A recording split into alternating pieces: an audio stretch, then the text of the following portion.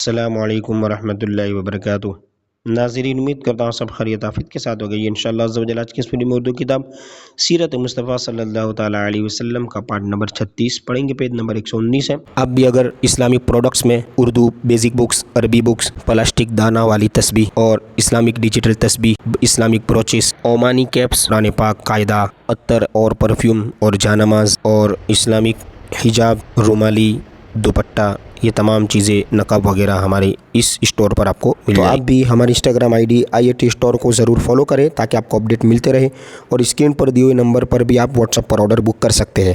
دیکھیں یہاں بسم اللہ الرحمن الرحیم بیان چل رہا ہے کہ جن مسلمانوں کو تکلیف دی جا رہی تھی شروعات میں، ٹھیک ہے، ان میں سے دیکھیں حضرت بلال رضی اللہ تعالیٰ عنہ کو، جو امیہ کافر کے غلام تھے، ان کی گردن میں رسی باندھ کر کوچہ و بازار میں یعنی گلی گلی میں ان کو گھسیٹا جاتا تھا۔ ان کی پیٹھ پر لاٹھیاں برسائی جاتی تھی، اور ٹھیک دوپہر کے وقت تیز دھوپ میں گرم گرم ریت پر ان کو لٹا کر اتنا بھاری پتھر ان کی چھاتی پر رکھ دیا جاتا تھا کہ ان کی زبان باہر نکل آتی تھی۔ امیہ کافر کہتا تھا کہ اسلام سے باز آ جاؤ، یعنی اسلام کو چھوڑ دو، ورنہ اسی طرح گٹ گٹ کر مر جاؤ گے۔ مگر اس حال میں بھی حضرت بلال رضی اللہ تعالیٰ عنہ کی پیشانی پر بل نہیں آتا تھا، بلکہ زور زور سے احد احد کا نعرہ لگاتے تھے اور بلند آواز سے کہتے تھے کہ خدا ایک ہے، خدا ایک ہے، یعنی ان کی استقامت ایسی تھی۔ اسی طرح دیکھا کہ حضرت عمار بن یاسر رضی اللہ تعالیٰ عنہ کو گرم گرم بالوں پر چت لیٹا کر کفار قریش اس قدر مارتے تھے کہ یہ بے ہوش ہو جاتے تھے۔ ان کی والدہ حضرت بی بی سمیہ رضی اللہ تعالیٰ عنہ کو اسلام لانے کی بنا پر ابو جہل نے ان کی ناف کے نیچے ایسا نیزہ مارا کہ یہ شہید ہو گئی۔ حضرت عمار رضی اللہ تعالیٰ عنہ کے والد حضرت یاسر رضی اللہ تعالیٰ عنہ بھی کفار کی مار کھاتے کھاتے شہید ہو گئے۔ حضرت صہیب رومی رضی اللہ تعالیٰ عنہ کو کفار مکہ اس قدر طرح طرح کی اذیت یعنی تکلیف دیتے اور ایسی ایسی مار دھاڑ کرتے کہ یہ گھنٹوں بے ہوش رہتے۔ جب یہ ہجرت کرنے لگے تو کفار مکہ نے کہا کہ تم اپنا سارا مال و سامان یہاں چھوڑ کر مدینہ جا سکتے ہو۔ آپ خوشی خوشی دنیا کی دولت پر لات مار کر اپنی متاع ایمان کو ساتھ لے کر مدینے چلے گئے۔ آگے اسی طرح حضرت ابو فقیہ رضی اللہ تعالیٰ عنہ صفوان بن امیہ کافر کے غلام تھے اور حضرت بلال رضی اللہ تعالیٰ عنہ کے ساتھ ہی مسلمان ہوئے تھے۔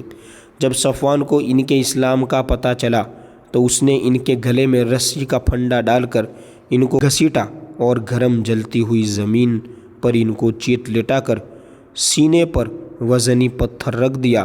جب ان کو کفار گھسیٹ کر لے جا رہے تھے، راستے میں اتفاق سے ایک گوریلا نظر پڑا۔ امیہ کافر نے تانا مارتے ہوئے کہا، دیکھ تیرا خدا یہی تو نہیں ہے؟ حضرت ابو فقیہ نے فرمایا کہ اے کافر کے بچے، خاموش، میرا اور تیرا خدا اللہ ہے۔ یہ سن کر امیہ کافر غضبناک ہو گیا اور اس زور سے ان کا گلا گھونٹتا کہ وہ بے ہوش ہو گئے اور لوگوں نے سمجھا کہ ان کا دم نکل گیا۔ اسی طرح حضرت عامر بن فہر رضی اللہ تعالیٰ عنہ کو بھی اس قدر مارا جاتا تھا کہ ان کے جسم کی بوٹی بوٹی درد مند ہو جاتی، یعنی دکھتی اور درد ہو جاتی تھی۔ حضرت بی بی لبینہ رضی اللہ تعالیٰ عنہ جو لونڈی تھی حضرت عمر رضی اللہ تعالیٰ عنہ کی، جب کفر کی حالت میں تھے، اس غریب لونڈی کو اس قدر مارتے تھے کہ مارتے مارتے تھک جاتے تھے، مگر حضرت لبینہ رضی اللہ تعالیٰ عنہ اف نہیں کرتی تھی، بلکہ نہایت جرأت و استقلال کے ساتھ کہتی تھی کہ اے عمر، اگر تم خدا کے سچے رسول پر ایمان نہیں لاؤ گے تو خدا تم سے ضرور اس کا انتقام لے گا۔ حضرت سنیرہ رضی اللہ تعالیٰ عنہ حضرت عمر کے گھرانے کی باندی تھی، یہ مسلمان ہو گئی تو ان کو اس قدر کافروں نے مارا کہ ان کی آنکھیں جاتی رہی، مگر خداوند تعالیٰ نے حضور اقدس صلی اللہ علیہ وسلم کی دعا سے پھر ان کی آنکھوں میں روشنی عطا فرما دی۔ سبحان اللہ۔ تو مشرکین کہنے لگے کہ یہ محمد صلی اللہ علیہ وسلم کے جادو کا اثر ہے، یعنی ان کے جادو کا یہ اثر ہے، اس لیے وہ حضور کو جادوگر کہا کرتے تھے، ٹھیک ہے۔ اب انشاءاللہ پارٹ نمبر 37 میں آگے یہاں سے ہم پڑھیں گے۔